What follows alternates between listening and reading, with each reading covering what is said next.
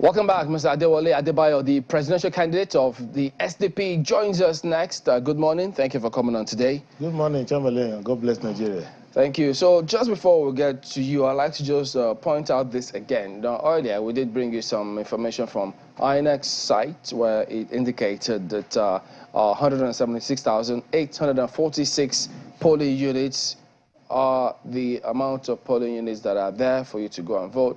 But we didn't subtract that 240. So subtracting 240 from that leaves you with 176,606. So the total number of polling units is actually 176,606. So that we'll put that on record. So I think the commission themselves need to go and then adjust that tweet which is out there so people can know that it is 176,606 polling units, that you have 15,331 contestants.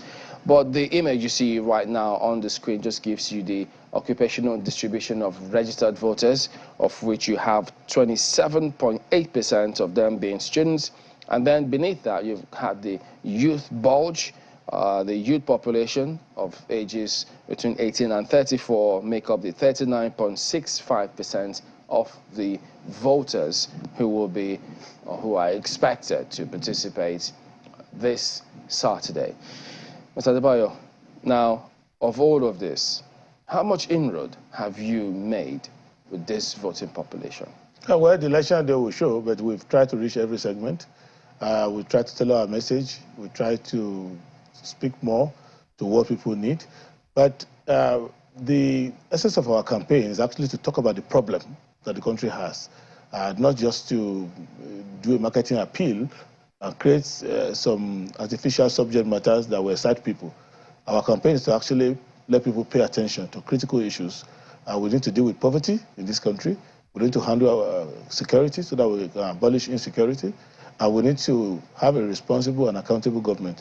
Any other way you want to market your propaganda or market your manifesto, if they are not attached to the reality on ground, the governance will be very difficult. So we focus more on that, and I think every day people are able to understand why we are poor, why we have so many poor people with us, why we have 133 million people in severe poverty, and why we have lingering insecurity now going to the second decade, and the solution to how to get a government that's accountable, that is responsible, that would tell you the truth and do justice in the country.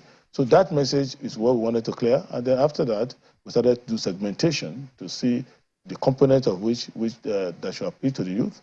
And given the statistics, which you've just reaffirmed here, that majority of the voting population is young, we did more of historical analysis, educating the people, because what has happened is that you can equip young people with a voter's card, but you may not equip them with the issues.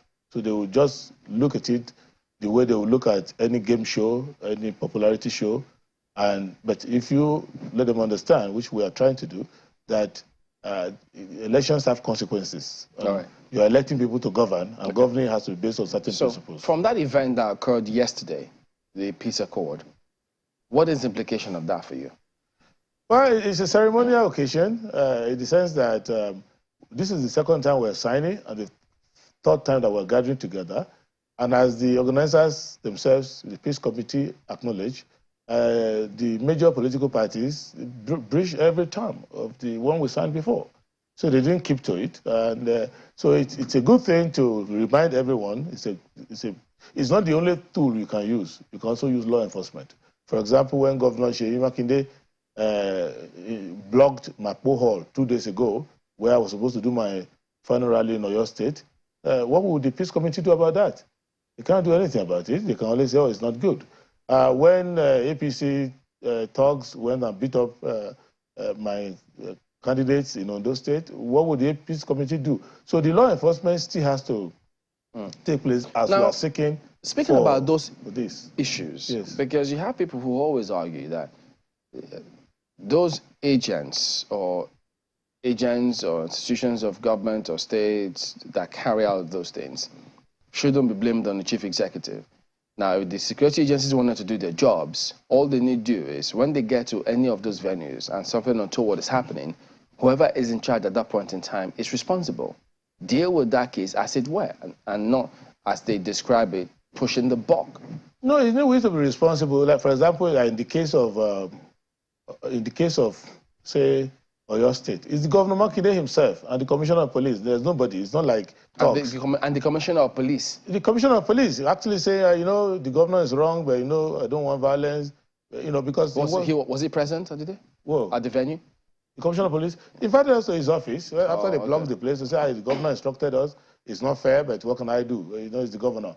I can't do anything to him and things like that. So it's irresponsible. In the case of all these fake news that they are spreading that SDP has stepped down for them, which they know is not true, it's a good thing to make an overture. But if people reject your overture based on principle, National Working Committee of SDP says we are running. Did you reject them, or you told them that, well, we will consider that if you come up with an improved offer? No. It's not buying and selling. It's about life and death of Nigeria. We told them you are not good for the people. You rule for 16 years as PDP, APC you rule for 8 years. Both of you are a disaster to the people. So people want an alternative. It will be a betrayal for us to go and join you when people are looking for alternative. So, but Governor Fitchery of Adamawa State, not somebody else, sat in his office, cook up some people who are not from our party, give them the wrong logo, and say SDP has stepped down for him and Atiku. It's an irresponsible thing to do. It's part of, not only annoying, but it's part of the thing you sign. Did you write him or reach out to him directly to say, this is wrong? Look, we told them that this is absolutely wrong. Vice President Atiku Abubakar is jittery about losing his home state. He's been talking to our members, say, from this state. And people are saying, well, we don't know. Losing to who? Of course, he's going to lose it to us. You will see. You will see that between me and Omar Ado, you will see what we will do in Adamawa State by God's grace. So what I'm saying to you is this.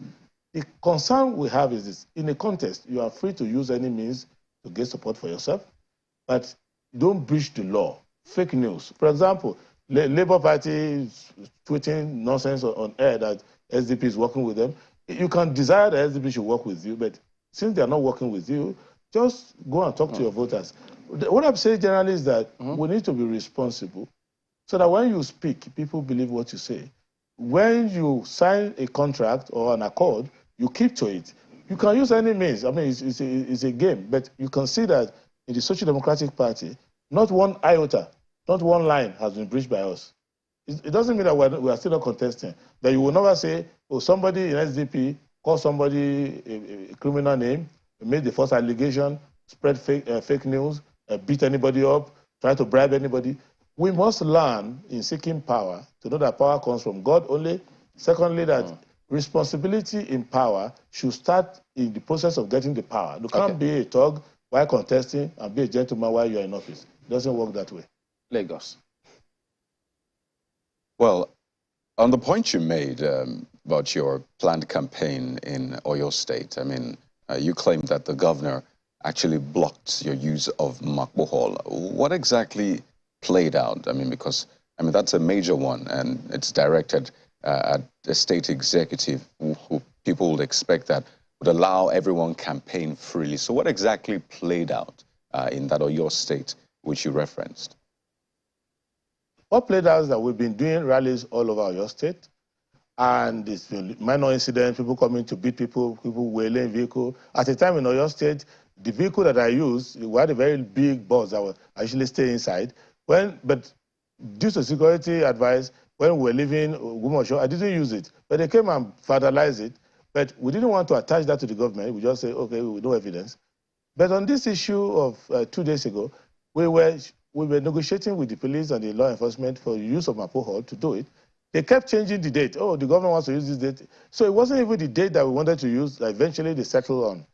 Now, on that day, the night before, we were with the police, DSS, clearance, everything. Then as our people were gathering there, they blocked the place. Then the commissioner of police invited the state chairman and the other executive to say, I'm sorry. The governor is blocking you from using the place. It's your right to use the place, but if you go there now, there'll be so much chaos. And people are asking, you are the police, for God's sake. Why don't you tell the Inspector General of Police, or you use your authority? It wouldn't budge. You will say, okay, maybe you use the next day. I will go and talk to the governor. So we addressed the press on the matter. And those are the things that I'm saying. Is the commissioner of police is still there now. You can call him and interview him. We address the press on it. And there are so many acts of irresponsibility on behalf of the part of Governor Makinde, pulling our posters down. But all those things, we couldn't attribute them to him directly. He has one person called Auxiliary, which is like a professional thug, do all of this. But we said, since we have not caught him on tape, instructing Auxiliary to go and destroy our billboard, it would be irresponsible for us to say he's the one. But now the commissioner of police used his mouth to say, the governor said, you can't use the place. We said, why? Where is his power to say so? He said, well, I don't want, he's really very serious about it, and serious violence will occur. I can't guarantee your safety, so please. So this is the situation.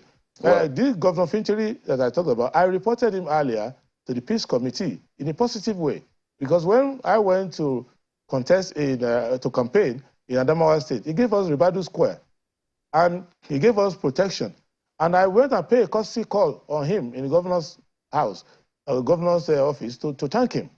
And I sympathized with him over the flood, and I thanked him. I made some donation there for the flood victims. And when I reported, when we met with the Peace Committee, I pointed out that Governor Fintiri is one of those governors that you can go to his state and you have no problem. Same thing with Dapo Abiodun of the APC in Ogun State. I did rally there, no incident, no problem. So it is not that we are out to insult anyone or accuse anyone. We need to understand that if you want to be president of Nigeria, governor, senator, you have to first be a responsible citizen. Number one, you have to be law-abiding. And you have to be sensible in the way you handle public affairs. That's all. It's not that I'm out to indict them. Labour, I wasn't talking about them before. They look like nice people. We're working in our own parallel way. But when they started tweeting falsehood that the SDP has merged with them and all those fake news like that, we realized they too have got desperate. So this is not good. That's the point I'm making. There are many people from the Labour Party who have joined us. We're not making us about that. Right. I mean, yes. Some would say that it's your choice, really. Some choose to, some others don't choose to. But, I mean, the use of the Makbo Hall, which you say that the commissioner actually said those words, and then the pulling down of your campaign posters, the attacks, which you said you've been under, I mean, which you now attribute to the governor, are two different things. I mean, one, you say you have proof that the commissioner said, the governor said you shouldn't use that hall, but you still don't have proof, which you have not even spoken about. Perhaps you do have it, that the governor is responsible for, the pulling down of your campaign materials, the attacks on you. You've not given that proof yet. Clarify something clearly. Number one, I'm a responsible person and I only speak what I know. All those things that people attributed to the governor, we didn't accuse him of it because we have no direct evidence. I'm a lawyer, for God's sake, even if I'm running for president now. So I need to be responsible. So what I'm saying is that those things are happening within the state. And first, the governor has a duty to see that everybody is in good order and safety in the state. But leave that aside. That one, we didn't accuse him of it. But the one, you cannot tell me that the commissioner of police doesn't know what he's saying. And we went to address the press on it immediately. We called the entire press over it. What I'm saying, and it's not that I want to single out and pillory Governor Makinde. Governor Wike of Rivers is even worse in that respect. I'm saying generally is that the peace accord, which we are now signing, is being made to look like an empty ceremony when the people responsible for complying with it don't comply. It's not that I came on channels this morning intent to attack these people. I just want to point out that if we want to be a responsible society and we want to be taken seriously, for a country like Nigeria, giant of Africa, to call Zambia, Kenya, all those countries to come and witness our signing, that's, to start with, that's below our dignity. To start with, we're supposed to be a shining example. We're not a banana republic. So to call foreigners to come and help us sign this accord, we should look at it. Do Americans sign it? The British sign it? The French, do they come people to come and sign? To me, I felt personally below my dignity yesterday, signing peace accord, because I was the United Nations and ECOWAS commissioner in Liberia. After the war, we were the ones trying to settle the country together and do peace and reconciliation. I felt like a post-war kind of sensibility is what I had. I wasn't too happy to be there. What would you have preferred? I would have preferred a dignified system within Nigeria where we can keep our dignity here. You know, I know Father Bishop Kuka means well by doing it because they learned from what happened in Kenya and they saw that the politicians are creating tension in the country, and they needed to use this process. And in 2015, when President Goodluck Jonathan called President Buhari now, it was a good thing that he averted the trouble with Rubebe and all the rest about to start. But the point I'm making is that we should even not be in that process. If we want to be responsible, as an example of the largest black democracy in the world, we should learn a process where public officials behave responsibly. I've mentioned on many occasions those who behave well. When I go to Kano, Ganduje doesn't disturb me. So even though it's the APC, the same party as the governor who's troubling us elsewhere, but when you go to Kano, you can go 100 times. Nobody's going to disturb you. You can do your campaign everywhere. So there are good examples and there are bad examples. All I'm saying is that all of us should use that good example as a minimum. So as we wind down and as people go out there to vote on Saturday, yes, what would you like them to have at the back of their minds? Well, what I want Nigerians to have at the back of their mind is that every day the government is powerful. And we say the government is misusing the power. There's only one day in which the voter is powerful, on election day. And the voter should not abuse the power of the vote. They should not set the vote. They should not vote according to religion or ethnicity. They should not vote based on sentiment. They should vote on issues, knowing that immediately you vote, you are instituting a government under which you will be for 4 years, and the implication of what the government does will outlast even your lifetime. So be responsible about it. If you haven't studied the issue, go back and review all the interview, review everything. Make sure that when you cast that your vote, you can say, I've invested in an attempt to kill poverty in this country, in an attempt to eradicate corruption in this country, in an attempt to eradicate insecurity. So you can say, yeah, I voted accordingly. So that is what I advise the voters. It's not a popularity contest. It's not an attempt to get at your neighbor. The person who's arguing with you, oh, I will defeat your candidate, you will defeat mine. Suspend all of that. Think about it. As I'm going to this solemn box to put my finger, I am actually signing in favor of one tendency or the other. And am I signing a future in which my children can live in peace in this country, have sound education, have access to health care? Am I going to live in a country where I'm secure, I can travel around the country without issues? I can now have an economy that can support me. Maybe me or my children, all of us, we're not going to be thinking of how to run away from this country. And we'll vote a government that every day we say, thank God for this government. We will not be cursing out to the person who use our own hand to vote. All right, Mr. Adewale Adebayo is the presidential candidate of the Social Democratic Party. Thank you for coming on and all the best. Thank you very much, and God bless Nigeria. Remember SDP.